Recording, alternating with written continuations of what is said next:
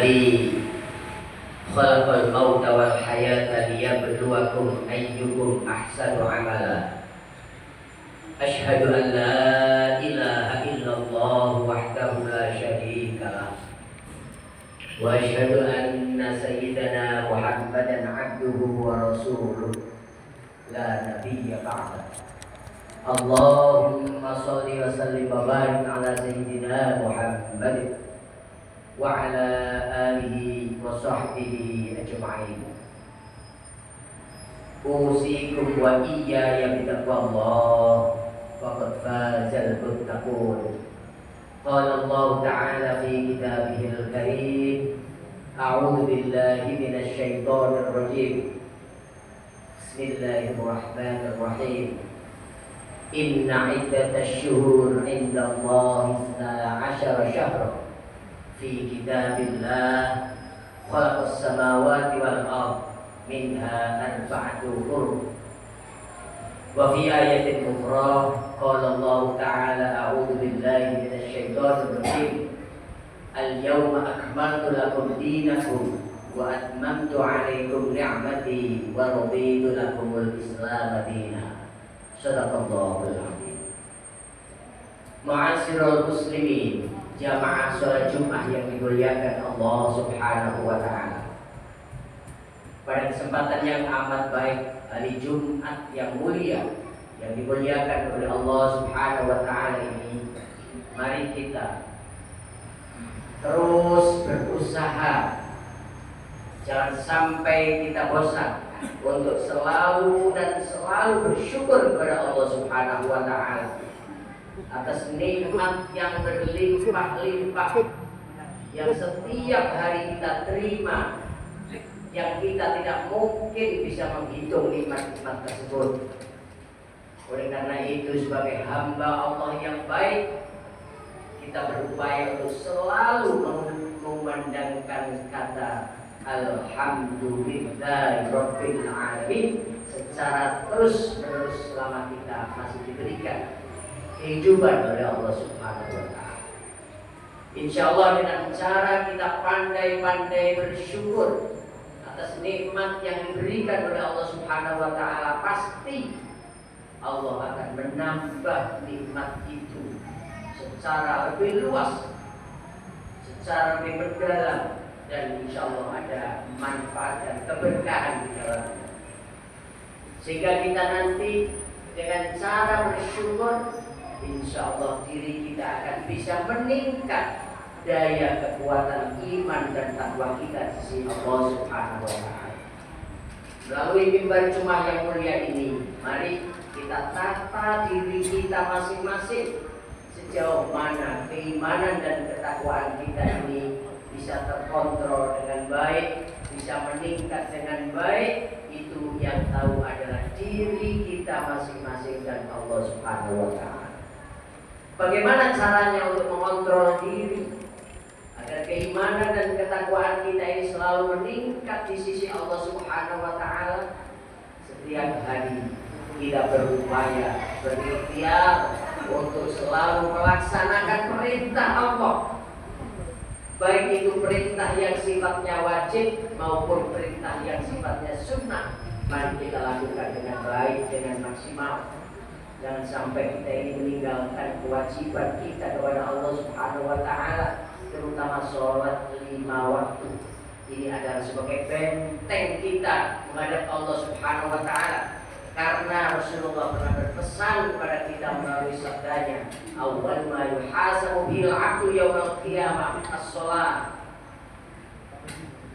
Yang pertama kali dihisab oleh Allah pada hari akhirat itu ternyata sholat ukuran yang pertama.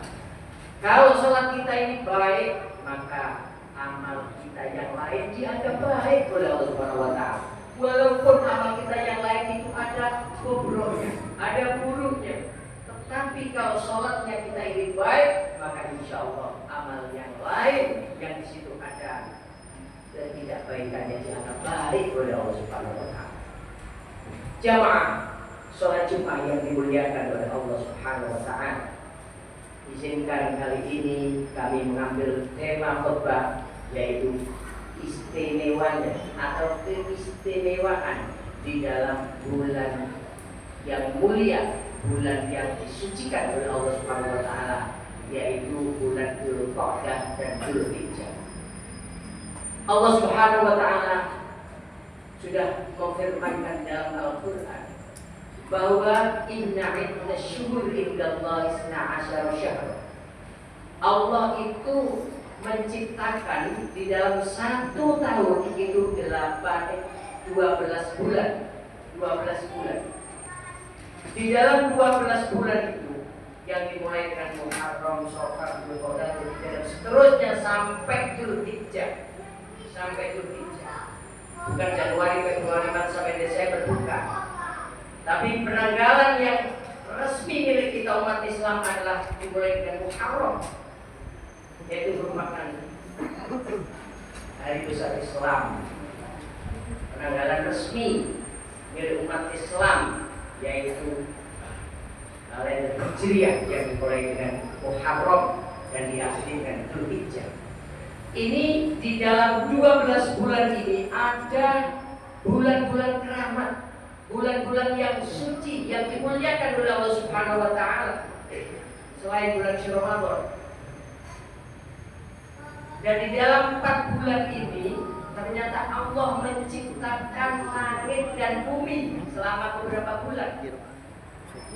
Arba'atul Hurum yang dianggap mulia dan suci bulan ini pada saat Allah menciptakan langit dan bumi, diantaranya adalah bulan Dzulqa'dah, Dzulhijjah, kemudian bulan Sya'ban dan Rajab. 4 bulan ini luar biasa. Di situ Allah memproses penciptaan langit dan bumi. Pertanyaannya adalah, apakah Allah nggak bisa menciptakan langit dan bumi itu 1 minggu? Mengapa harus di antara bulan-bulan dan di dalam bulan mulia itu? Allah hanya menyatakan kun fayakun, jadilah maka akan jadi. Apakah nggak bisa? Bisa. Allah menciptakan sesuatu yang menurut kita mustahil, Allah tidak mustahil dan bisa. Tetapi Allah nggak mau. Allah tidak berkenan menciptakan langit dan bumi ini secara cepat. Ini menunjukkan bahwa Allah sedang memberikan pembelajaran, memberikan ajaran kepada kita umat manusia bahwa dalam melakukan sesuatu, membuat sesuatu tidak boleh tergesa-gesa. Sesuatu itu membutuhkan proses. Membuat masjid ini juga melalui proses. Apalagi membuat atau menciptakan langit dan bumi, pasti ada proses. Tidak bisa seperti yang dilakukan oleh orang ilmu sulap bin salafin langsung bisa. Itu Allah Subhanahu wa taala memberikan pengajaran, pembelajaran kepada kita bahwa menciptakan sesuatu, menjadikan sesuatu itu butuh proses. Kita menuju menjadi orang kaya juga ada prosesnya. Menjadi orang yang pintar, menjadi orang usahawan yang sukses, ada prosesnya. Jadi semuanya itu melalui proses yang baik. Dan Allah menciptakan langit dan bumi itu ternyata berada di bulan ini, yaitu Dzulqa'dah dan Dzulhijjah. Apa istimewanya di dalam bulan ini? Satu di antaranya termasuk Arba'atul Hurum, yaitu bulan, salah satu bulan yang dimuliakan Allah. Bulan ini jangan main-main. Bulan ini bulan yang dimuliakan oleh Allah, yang disucikan oleh Allah, dan Allah melalui Rasulnya Muhammad SAW menganjurkan ketika kita berada di dalam bulan ini jangan sampai kita ini berbuat maksiat. Terutama di bulan Dzulqa'dah, Dzulhijjah kita dilarang keras untuk berbuat maksiat, berbuat dosa. Karena bulan-bulan ini merupakan bulan keramat. Kita melakukan kebaikan satu juga dilipat gandakan seperti halnya yang ada di bulan Ramadan, dilipat-lipat gandakan oleh Allah. Begitu juga kita melakukan kemaksiatan, padahal itu adalah larangan, tapi kalau kita ini digoda oleh setan dan kita ini tersesat, maka di situ juga akan dilipat gandakan kejelekan kita. Tahu tidak? Ini efek Jadi Rasulullah SAW mengajarkan kepada kita umatnya jangan sampai kita ini berbuat maksiat, terutama di dalam bulan-bulan suci, bulan-bulan keramat seperti itu, Dzulqa'dah dan Dzulhijjah. Ma'asyiral muslimin, jamaah sholat Jumat yang dimuliakan oleh Allah Subhanahu wa taala. Oleh karena itu Rasulullah Muhammad SAW dengan pesannya yang sangat singkat itu, jangan sampai kita ini memanfaatkan bulan yang keramat ini diisi dengan hal yang tidak baik. Mari kita isi sesuai dengan anjuran Rasulullah. Di bulan-bulan suci ini kita tingkatkan ya beberapa amalia kita, ibadah kita, sedekah kita dan sebagainya bulan keramat. Karena bulan ini merupakan salah satu dari arba'atul hurum, yaitu 4 bulan yang dimuliakan Allah Subhanahu wa taala. Yang kedua jemaah sekalian, bulan-bulan ini, bulan Dzulqa'dah sampai bulan Dzulhijjah, ini ternyata bulan yang disenangi Rasulullah. Rasulullah itu umroh, bahkan beliau 4 kali umroh di dalam bulan Dzulqa'dah. Itu bulan-bulan yang luar biasa. Rasulullah kalau umroh itu memilih harinya, memilih bulannya itu di dalam bulan Dzulqa'dah. Selain Rasulullah melaksanakan ibadah haji serta umroh biasa 4 kali beliau melaksanakan umroh di bulan Dzulqa'dah. Ini hebatnya bulan ini.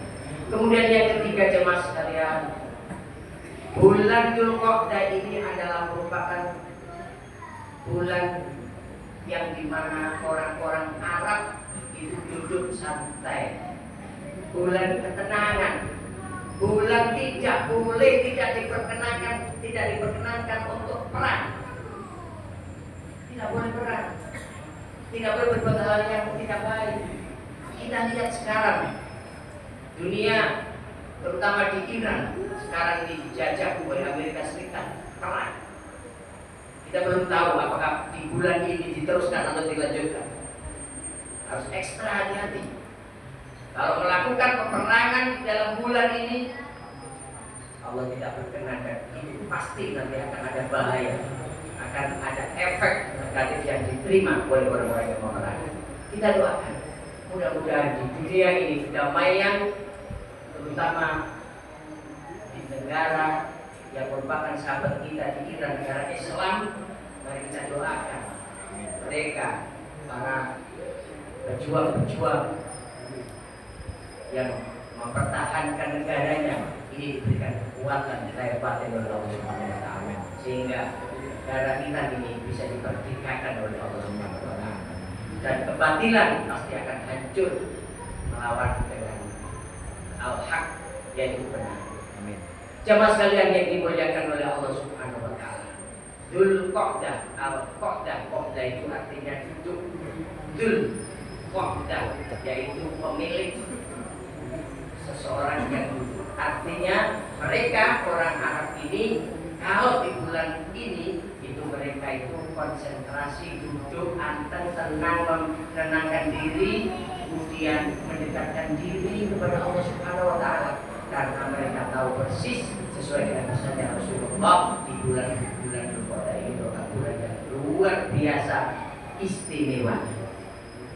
Kemudian yang terakhir jemaah sekalian, Dzulqa'dah ini memiliki suatu keistimewaan. Di dalam bulan ini kalau kita melakukan peribadatan, baik itu berupa sholat, berupa amaliyah yang makdoh, sodaqoh dan lain sebagainya, itu amaliyah yang kita kerjakan itu dilipat gandakan dan dilipat ganda oleh Allah Subhanahu wa taala.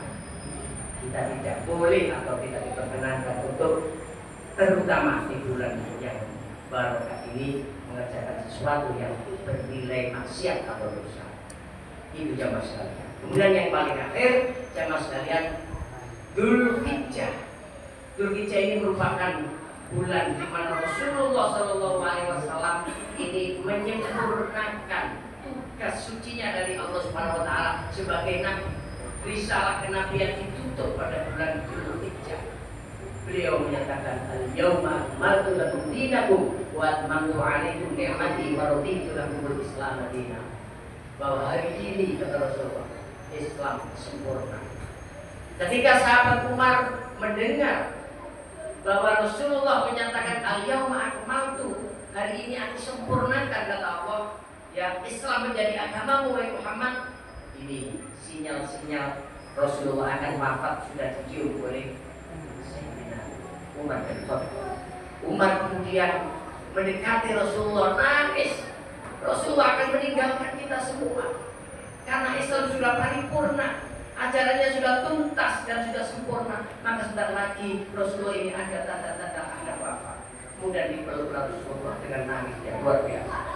Dan jarak beberapa hari kemudian Rasulullah didatangi oleh dua malaikat, yaitu malaikat pencabut nyawa dan malaikat Jibril. Kemudian Rasulullah sebelum wafat itu memang Rasulullah diberikan tanda, wahai Rasulullah ini diberitahu kalau mau wafat. Berbeda dengan kita ini nggak tahu jadwal kita meninggal dunia, wafat, mati atau meninggal dunia kapan, kita nggak ada yang tahu. Tapi Rasulullah salah satu diberikan sinyal, didatangi dua malaikat memberitahu bahwa sebentar lagi engkau akan dipanggil Allah ya Rasul, ya Muhammad. Apakah engkau ikhlas? Rasulullah sudah ngerti, sudah paham bahwa beliau ini sebentar lagi akan dipanggil Allah Subhanahu wa taala setelah turun ayat terakhir Al-Maidah ayat 4, yaitu al-yauma akmaltu dinakum wa atmamtu 'alaikum ni'mati wa raditu lakumul Islam dinan. Itulah Rasulullah kemudian benar wafat adanya. Kemudian setelah dikabarkan bahwa Rasulullah wafat, Umar enggak terima. Umar itu rasanya masih belum merasa lama bersahabat dengan Rasulullah. Tidak terima, seakan-akan tidak terima Rasulullah malah wafat dengan sifat itu. Tapi karena ini adalah sudah petunjuk dan perintah Allah, maka kemudian Umar ditenangkan oleh sahabat yang lain, walaupun menangis terseduh-seduh tidak terima dan lain sebagainya. Akhirnya kemudian Umar bin Khattab dilegakan oleh sahabat Abu Bakar dan sahabat yang lain untuk bisa menerima bahwa memang benar Rasulullah SAW telah dipanggil oleh Allah Subhanahu wa taala.